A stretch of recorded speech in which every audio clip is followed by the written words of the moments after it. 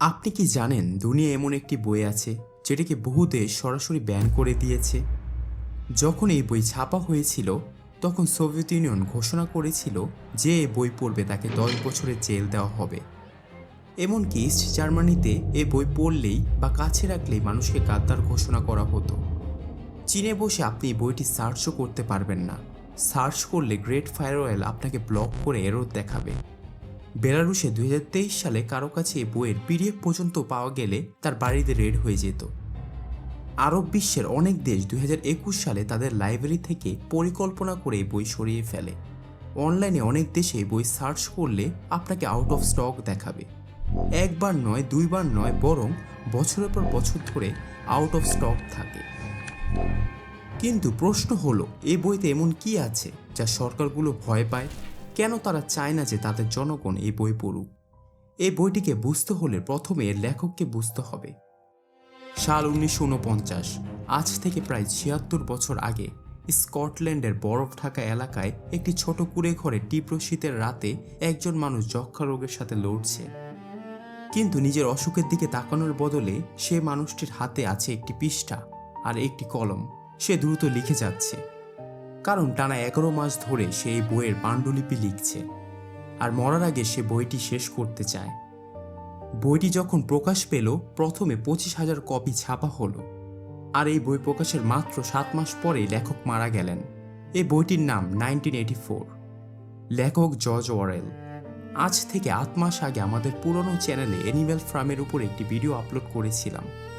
সে animal ফার্মের বিখ্যাত লেখক জর্জ অরওয়েল এমন কিছু লিখেছিলেন যা বিশ্ব শক্তিগুলোর ভিত্তি কাঁপিয়ে দিল। কারণ এই বইতে তিনি ভবিষ্যৎ দুনিয়ার এমন কিছু ছবি এঁকেছিলেন যেখানে সাধারণ মানুষের সাথে কি ঘটবে তার ভয়ঙ্কর পূর্বাভাস তিনি আগেই দিয়ে গিয়েছিলেন। 1903 সালে ব্রিটিশ ভারতের এক ইংরেজ সরকারি কর্মচারীর ঘরে জন্ম নেন এরিক আর্থার ব্লেয়ার, যাকে আমরা জর্জ অরওয়েল নামে চিনি। 19 বছর বয়সে তিনি বার্মাল ইম্পেরিয়াল পুলিশে চাকরি নেন। তার প্রথম দায়িত্ব ছিল যে গ্রামবাসীরা ব্রিটিশ সেনাদের সামনে ঝুঁকে সালাম দিত না তাদেরকে সে মারতেন। কিন্তু ধীরে ধীরে সে নোংরা কাজ তার নিজের চোখে ঘৃণ্য হয়ে ওঠে। 1927 সালে তিনি পুলিশের চাকরি ছেড়ে দেন এবং প্যারিসের রাস্তায় রাস্তায় ঘুরে বেড়ান। ডিশওয়াশার হন, বিভিন্ন ছোটখাটো কাজ করেন। 1933 সালে তিনি তার প্রথম বই লেখেন, down and out in the Paris and London, যেখানে তিনি সিস্টেম কিভাবে গরিবদের উপর অত্যাচার করে তা প্রকাশ করেন। 1936 সালে তিনি স্প্যানিশ সিভিল ওয়ারে যুদ্ধে যান, গুলিতে আহত হন এবং সেখান থেকে তিনি যক্ষ্মা রোগে আক্রান্ত হন। তিনি এরপরও স্ট্যালিনের নির্যাতনমূলক সিস্টেমকে এক্সপোজ করতে থাকেন। তিনি ব্যাখ্যা করেন কিভাবে যে কেউ স্ট্যালিনের বিরোধিতা করলে পরদিনই তাদের নাম ইতিহাস থেকে মুছে ফেলা হতো। 1948 সালে যক্ষ্মা রোগ ধরা পড়ার সময় অরওয়েল লিখেছিলেন তার মহাবিখ্যাত বই 1984। বইটি শেষ করার 7 মাস পরেই তিনি মারা যান।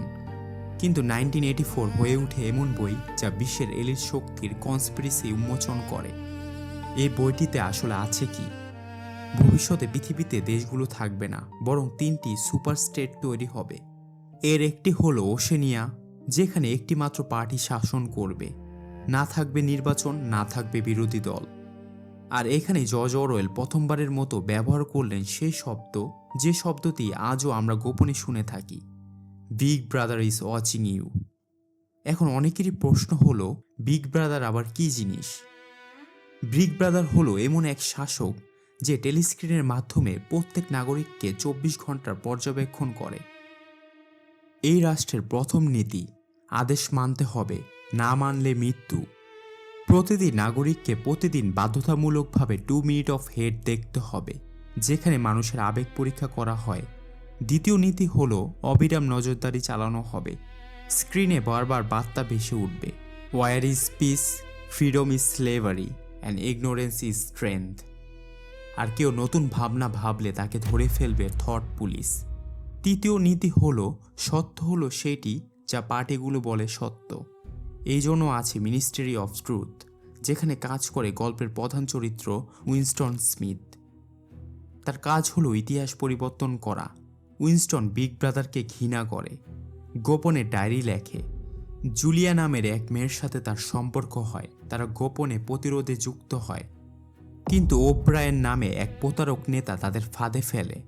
তাদের গ্রেফতার করে পাঠানো হয় রুম 101 টর্চার সেলে, যেখানে উইনস্টনের সামনে তার সবচেয়ে বড় ভয় ইঁদুর ছেড়ে দেওয়া হয়। ভয়ে সে চিৎকার করে, এটা আমার সাথে করবেন না, জুলিয়ার সাথে করুন। সে জুলিয়ার সাথে বিশ্বাসঘাতকতা করে ফেলে। শেষ দৃশ্যে আমরা দেখতে পাই উইনস্টন এক কফি শপে বসে বিগ ব্রাদারের ভিডিও দেখছে। তার চোখে পানি চলে আসে, সব স্মৃতি ভেসে ওঠে। একজন স্নাইপার তাকে মারার অপেক্ষায় আছে। ঠিক তখনই তার মুখ থেকে বের হয়, আই লাভ বিগ ব্রাদার। অরেলের মতো এই সিস্টেম থেকে বের হওয়ার একটাই পথ, সম্পূর্ণ আত্মসমর্পণ। কিন্তু আজকের পৃথিবীতে 1984 কিভাবে সত্য হচ্ছে? আজ বহু দেশ ধীরে ধীরে ওয়ান পার্টি সিস্টেমের দিকে যাচ্ছে। বিরোধী দলগুলো দুর্বল হয়ে যাচ্ছে। কর্পোরেট জায়ান্ট, টেক কোম্পানি, রাজনৈতিক শক্তি সব মিলে তৈরি হচ্ছে এক কেন্দ্রীয় ক্ষমতা। আজকের যুগের বিগ ব্রাদার হলো সোশ্যাল মিডিয়া, আপনার স্মার্টফোন ও অ্যালগোরিদম। 2024 সালে মেটা, ফেসবুক, টিকটক মিলে 130 কোটি পোস্ট ডিলিট করেছে। আজ পৃথিবীতে 4.9 বিলিয়ন স্মার্টফোন, যেগুলো 117টি দেশের অধীনে আইনিভাবে নজরদারিতে রাখা যায়। প্রায় 40,000 এজেন্সি রয়েছে, যাদের প্রযুক্তি ব্যবহার করে মাত্র 5 মিনিটের দূরত্ব থেকেও কারো ফোন খুলে ফেলা যায়। আইআইইউ এর এভিডেন্স হাবে কোনো ওয়ারেন্ট ছাড়াই মাত্র 6 মাসে 12,000 বার লোকেশন ট্র্যাকিং হয়েছে। উইকিপিডিয়ার তথ্য টাকা দিয়ে বদলানো যায়। লিঙ্কডইন এআই ব্যবহার করে, যার ফলে মানুষ এখন সত্য পোস্ট করতেও ভয় পায়। 2024 সালে 283 বার ইন্টারনেট বন্ধ করা হয়েছে। কারণ হিসাবে দেখানো হয়েছে পাবলিক সেফটি। আজ সরকারগুলো দুনিয়াকে শাসন করছে না, শাসন করছে অ্যালগোরিদম। যার কাছে অ্যালগোরিদমের ক্ষমতা আছে, তারা সত্যকে ম্যানিপুলেট করতে পারছে। এই জন্যই হয়তো জর্জ অরওয়েল তার বইয়ের শেষ পৃষ্ঠা ফাঁকা রেখেছিলেন।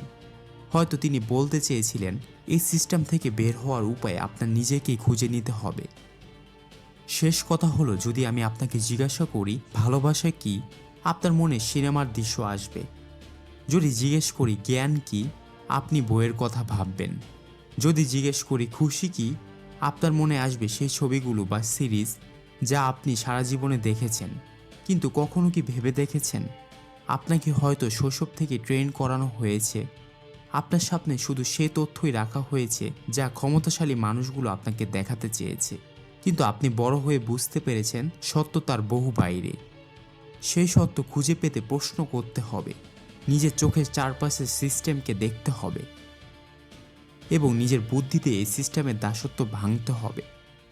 কারণ আজ আমরা সবাই একটি ইলিউশনের ভেতরে বেঁচে আছি, কিন্তু এটা থেকে বের হওয়ার চেষ্টা কখনো করিনি।